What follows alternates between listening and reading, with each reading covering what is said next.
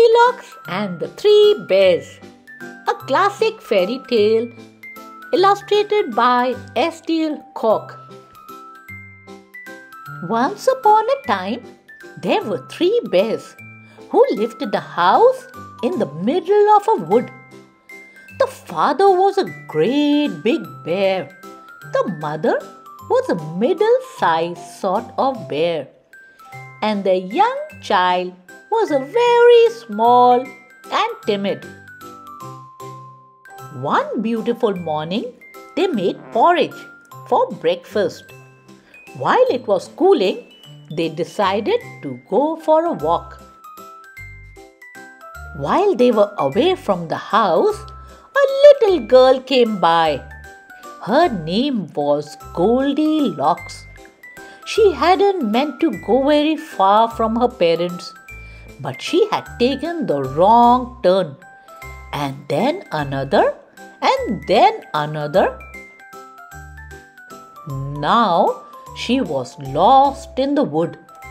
The sky grew dark and it started to rain. She might be lost forever. Goldilocks carried on through the trees when all of a sudden she saw the bear's house. It looked friendly and welcoming. I can shelter here, she thought, and maybe someone can tell me how to get out of the wood. When she looked through the window, though, there was no one at home, so she went in. There was a delicious smell of porridge in the air, and Goldilocks was very hungry.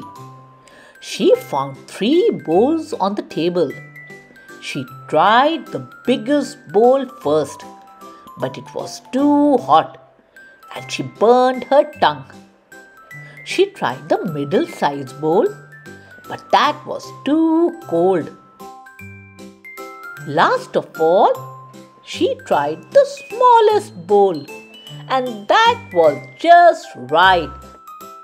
Lovely! I am so tired now, thought Goldilocks. I need to sit down. She sat in the biggest chair, but it was much too hard.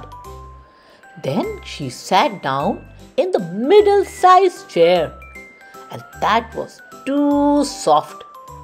So she sat on the smallest chair, and that was just right. Lovely!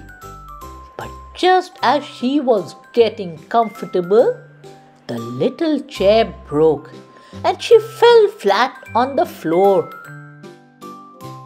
I think I need a rest, thought Goldilocks, and she went upstairs. She tried the biggest bed, but it was hard and lumpy. Next, she tried the middle-sized bed, but that was much too soft. So she lay down on the smallest bed, and that was just right. Lovely! And she fell fast asleep. Meanwhile, the 3 bears had finished their walk. Now they were hungry, and all of them were looking forward to their porridge as they made their way home. Father Bear sat down first and noticed that someone else had tried his breakfast. "Someone's been eating my porridge," he growled. "Someone's been eating my porridge too," grumbled Mother Bear. "And someone's been eating my baby porridge," wailed Baby Bear. "And they've eaten it all up." "Let's sit down and think who it might be," said Father Bear. "Wait a minute! Someone's been sitting in my chair." "Someone's been sitting in my chair too," grumbled Mother Bear. "Someone's been sitting in my baby chair. wailed Baby Bear. And they've broken it into little pieces. Perhaps they are still in the house, said Mother Bear. Let's look upstairs. Look at this, growled Father Bear. Someone's been sleeping in my bed.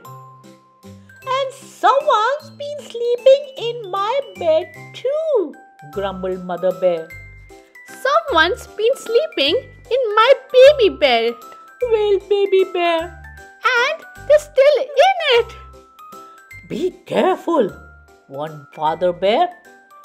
They could be dangerous. All the growling woke Goldilocks from her dream with a very loud and very long scream that terrified all three bears. She jumped out of bed and ran down the stairs and through the front door. In her fright, she ran straight home without once getting lost and was just in time for another breakfast. The bears got on with their day. Father Bear made them all another pot of porridge. Mother Bear mended Baby Bear's chair, and they never left their front door unlocked again. The end.